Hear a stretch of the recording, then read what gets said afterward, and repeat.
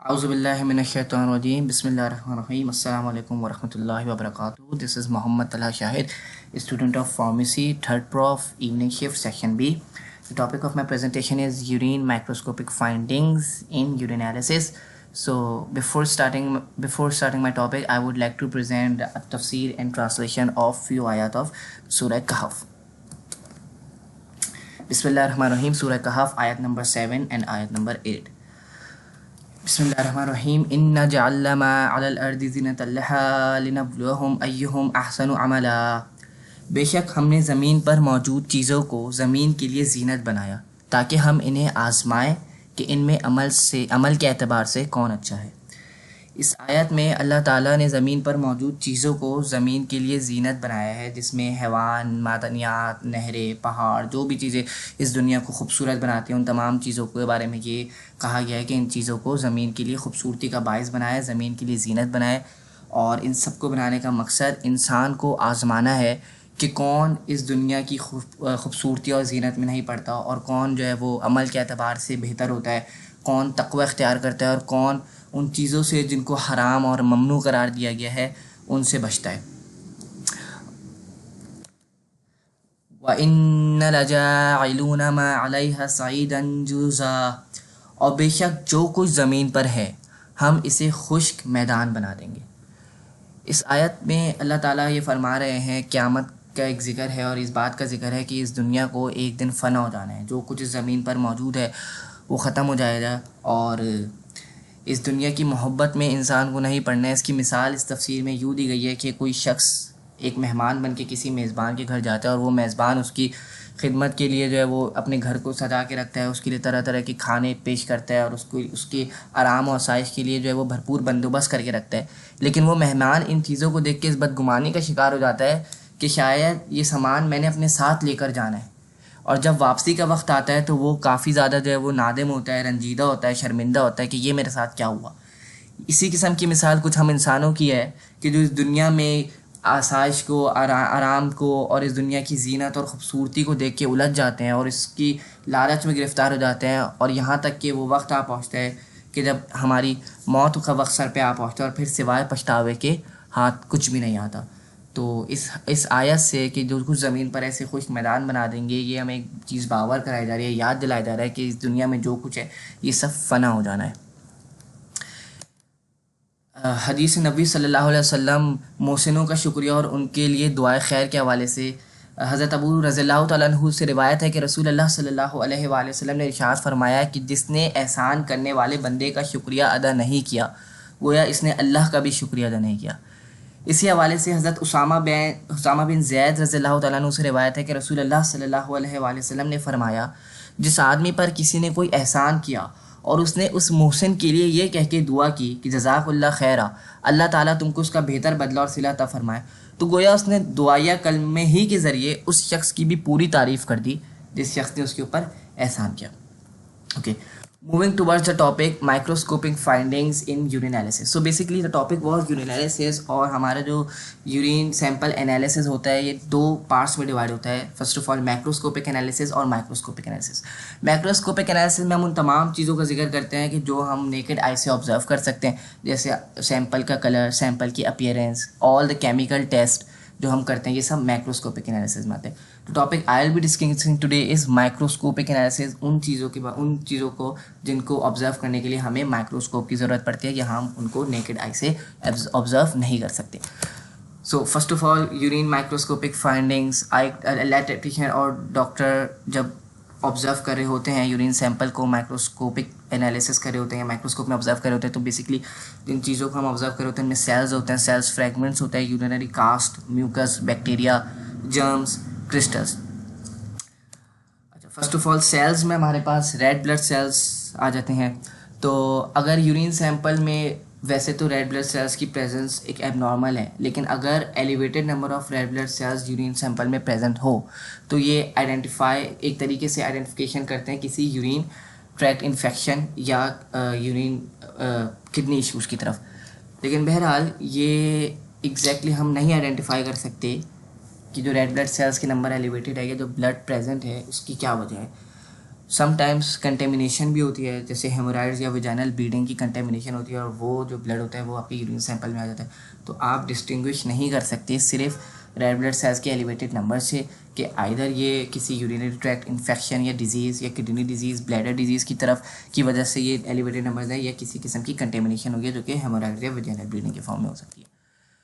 अच्छा, white blood cells के लिए हमारे पास माइक्रोस्कोप एनालिसिस तो है ही, लेकिन इसके अलावा माइक्रोस्कोपिक एनालिसिस में हमारे पास केमिकल टेस्ट है, ल्यूकोसाइड एस्टरेज टेस्ट, जो कि वाइट ब्लड सेल्स की प्रेजेंस को आइडेंटिफाई करता है यूरिन सैंपल में। Elevated number of white blood cells indicate करते हैं किसी इन्फेक्शन और इन्फ्लेमेशन को यूरिनरी ट्रैक्ट में या किडनी में। थर्ड जो टाइप ऑफ सेल्स हम ऑब्जर्व कर रहे होते हैं माइक्रोस्कोपिक एनालिसिस में, वो एपिथेलियल सेल्स होते हैं। आपकी बॉडी के जो भी कवरिंग बॉडी ऑर्गन्स हैं, हॉलो ऑर्गन्स हैं, उन सब की कवरिंग बेसिकली एपिथेलियल सेल्स है, ठीक है। Epithelial cells are the cells which form the covering on all internal and external surface of the body. Same इस तरीके से आपका यूरिनरी ट्रैक्ट भी जो है वो एपिथेलियल सेल्स से ही लाइन हुआ होता है। सो एक बहुत नॉर्मल चीज़ है यूरिन सैंपल में एपिथेलियल सेल्स की प्रेजेंस होना। बट अगर वो एपिथेलियल सेल्स की प्रेजेंस नॉर्मल से काफ़ी ज़्यादा है या एबनॉर्मल और नॉर्मली एलिवेटेड है, तो वो इंडिकेट करती है इन्फेक्शन को, इन्फ्लेमेशन को, या यूरिनरी ट्रैक्ट में कैंसर को। अच्छा, presence of bacteria, east and parasites. तो समटाइम्स जो बैक्टीरिया होते हैं वो आपकी यूरिथ्रम और यूरिनरी ट्रैक्ट में एंटर होके यूरिनरी ट्रैक्ट इन्फेक्शन को कॉज कर सकते हैं। तो urine sample can be contaminated with the bacteria, east and parasites.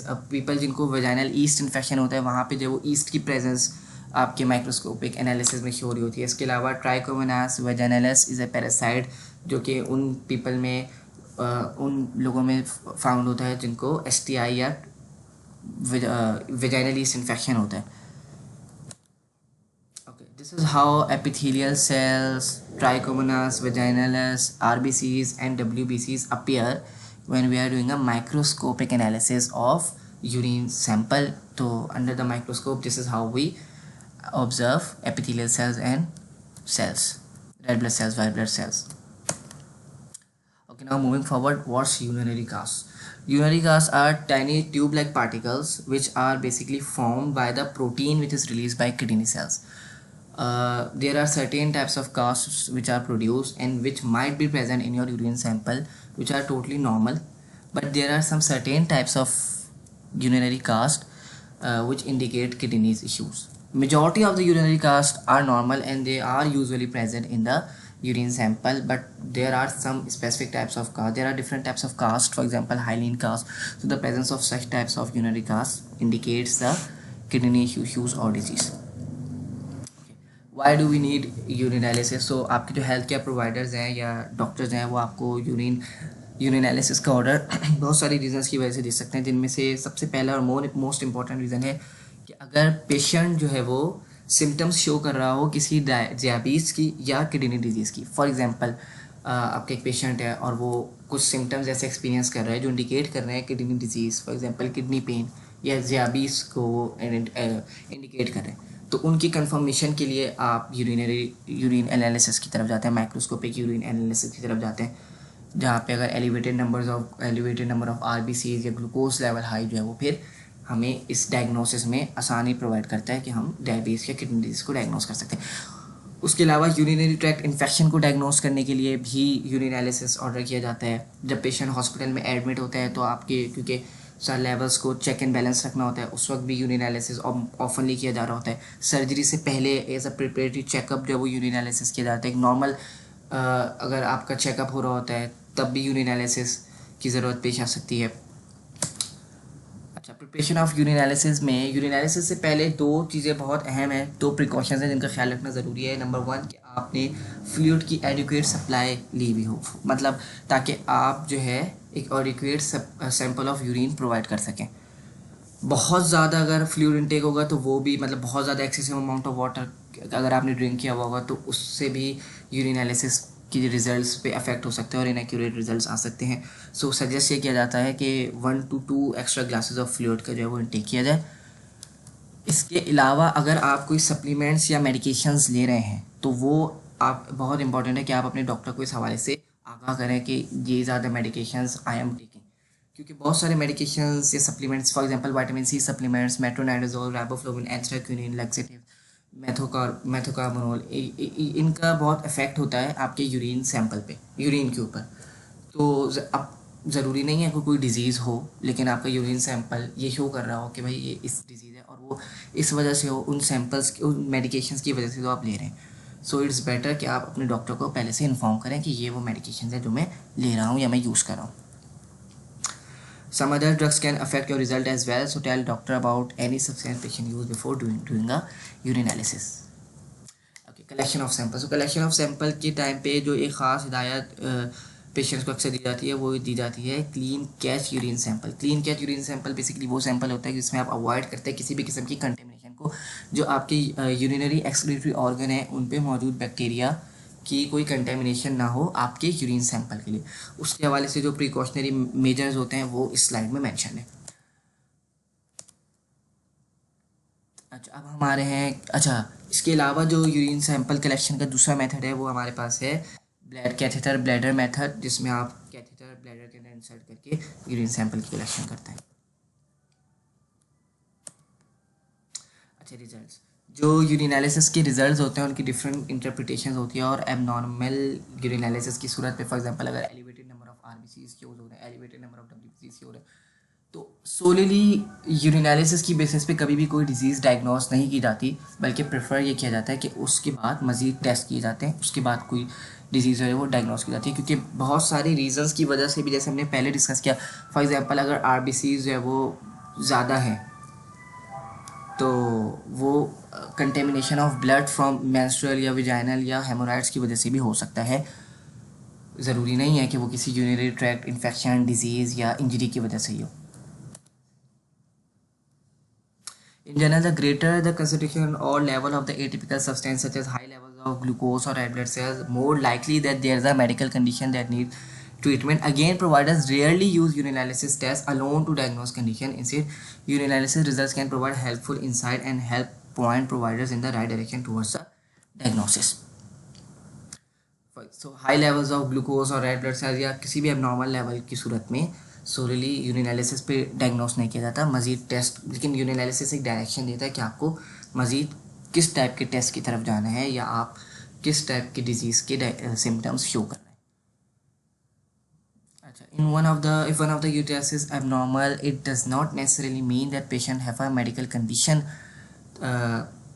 ज़रूरी नहीं है कि यूरिनालिसिस एबनॉर्मल आने की सूरत में हम ये जज कर लें कि कोई मेडिकल कंडीशन है, क्योंकि कंटेमिनेशन ऑफ जर्म्स और विजाइनल डिस्चार्ज, इसके अलावा सर्टेन मेडिकेशन और supplements such as metronidazole, vitamin C, ये सब यूरिन सैंपल पे अफेक्ट करते हैं। तो इसके अलावा एरर हो सकता है, ये जो यूरिन सैंपल कलेक्शन था या पूरा जो यूरिनालिसिस का प्रोसेस था, इसमें हैंडलिंग के दौरान कोई एरर आ सकता है जिसकी वजह से यूरिनालिसिस का जो रिजल्ट हो वो एबनॉर्मल है। सो नेसेसरी नहीं होता कि यूरिनालिसिस का एबनॉर्मल रिजल्ट आपकी किसी डिजीज़ को डायग्नोस कराओ या डिजीज़ की ही तरफ इंडिकेट कराओ।